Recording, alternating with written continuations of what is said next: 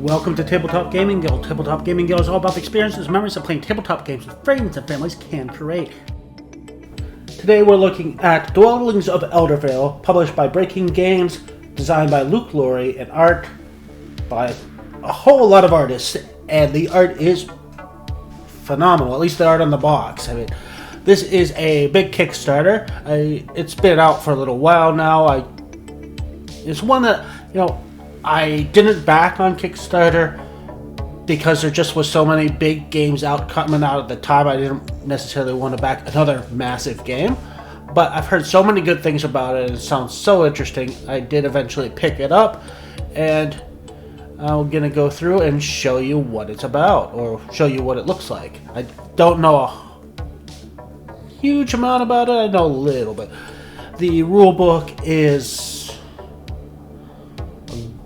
kind of long. Text is very small. That does seem like a lot of rules. Well, I'll have to find out. Apparently it comes with an expansion of sorts. Okay, some appendix. So I guess this is probably just quick rules to look up, or okay, so how the different factions and monsters work, and specific cards. It's always useful. And it is also used to have it separate from the rule book, so you can pass it around easier. Okay, quick setup guide, that's always useful. Player references. That's a lot of information for player reference. I am slightly concerned on how complicated this game is going to be. I mean, I knew it would be going into it, but wow. Okay, inserts. Oh, nice little designs on the bottom of the inserts. They definitely seem to put a thought into the look of the game. And, when we hear what I hear, the mechanics are really well thought out too, but I'm going to have to find out when I play it. Yeah. Okay, I like these tiles. They're graphically interesting, but also, they got enough space on them that it's not gonna make things hard to read or distinguish. And then, okay, we got a little board. I think this is kind of like a sideboard, maybe for scoring or something. I don't know. Some stickers. And a little guide for the expansion, like a player board of sorts. Looks like you might have to put like certain die values in these slots, but I don't know. I don't really know anything at all about the expansion. Next we have the faction boards, which I really like the art. And these are fairly different as far as the art, because there is multiple artists, but they still seem to fit,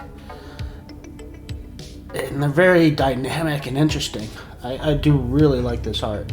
It's certainly something that you don't always see with these large groups of artists. It doesn't necessarily always seem to mesh well, and this game seems to be pulling it off so far.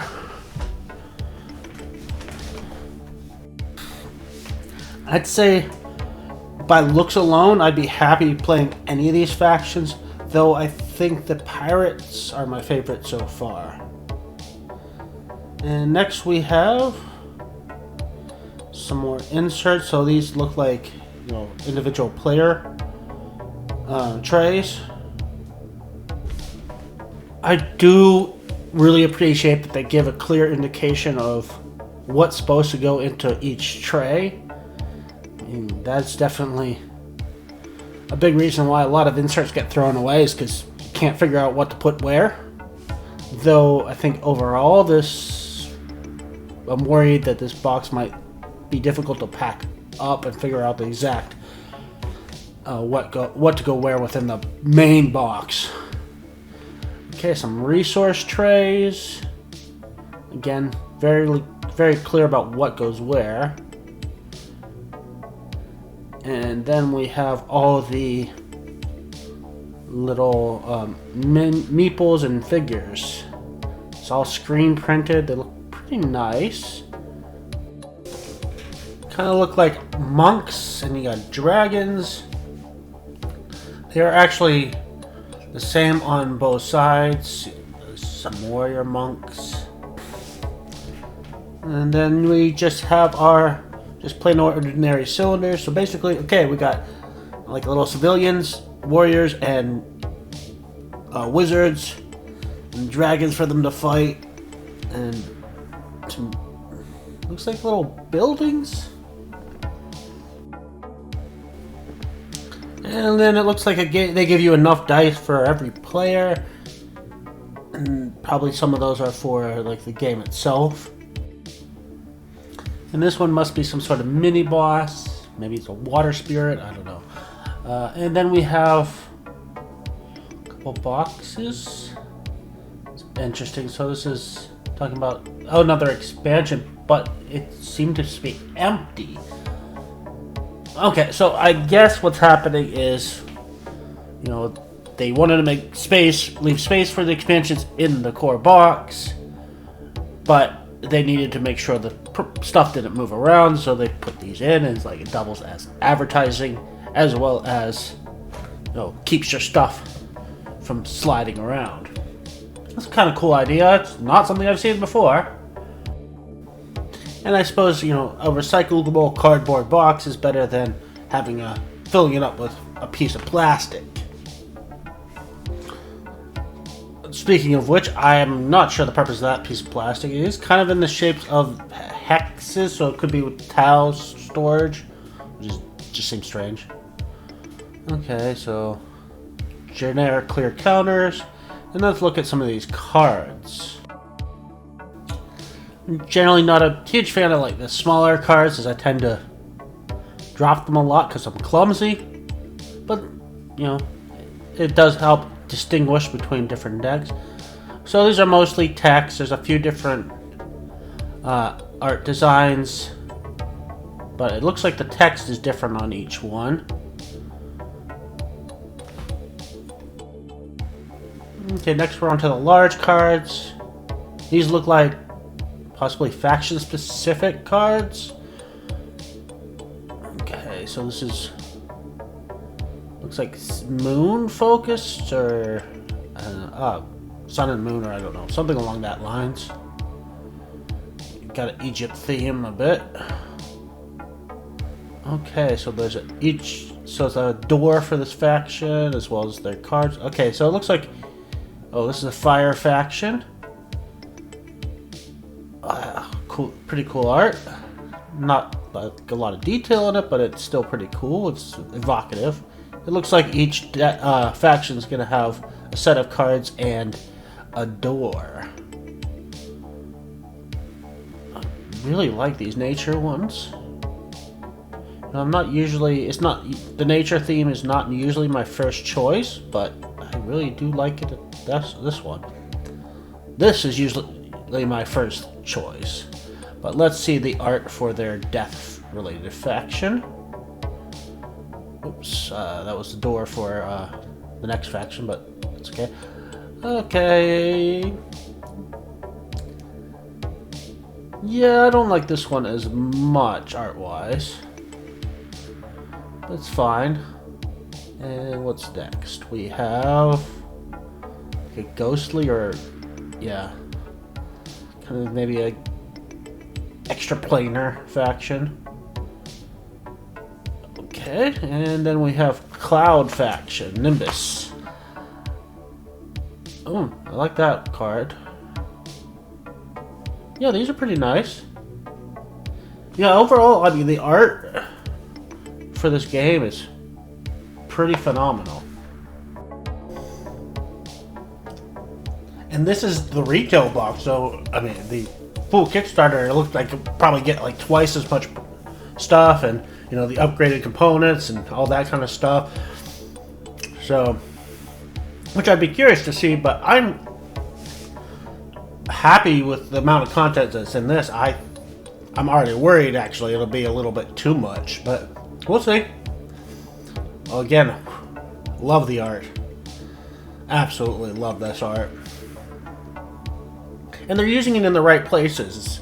Like your personal faction and the big monsters, that's where you want to see the art. But the places where it's just general information, those tend to be a little plainer and more focused on clearly giving you information, which is really important, that distinction, and it really should help the game more playable.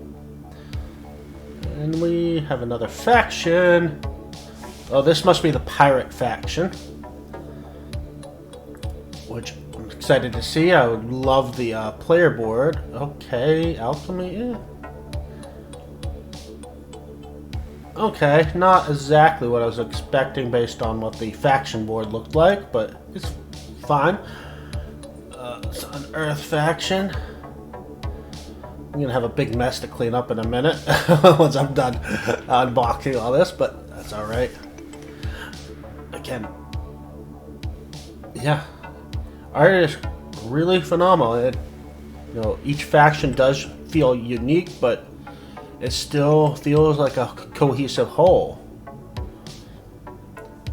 Okay, now for the last final thing is the big minis. Now again, with the Kickstarter, you'd have a whole lot more of these, but for a... well, that is really nice. For a retail version, that costs significantly less than the Kickstarter. This is still a lot of stuff. And that's everything. I always like to check the underneath because I missed something that was underneath in the unboxing before. So, yeah, that's, as I said, that is Dwellings of Eldervale. It's a massive Kickstarter game. This is the retail edition. If you got the full Kickstarter, you probably got about twice as much stuff as this, but it looks like they designed it to all fit in the same box. And there definitely seems to be a lot of thought into, storage and art and just the presentation of this game in general. I'm hearing the mechanics are good, but I'll have to play it to find out. Only concern with any of these big Kickstarter games is, despite their effort, it still seems like this might be a little bit of a puzzle to figure out how to put it away. We'll see.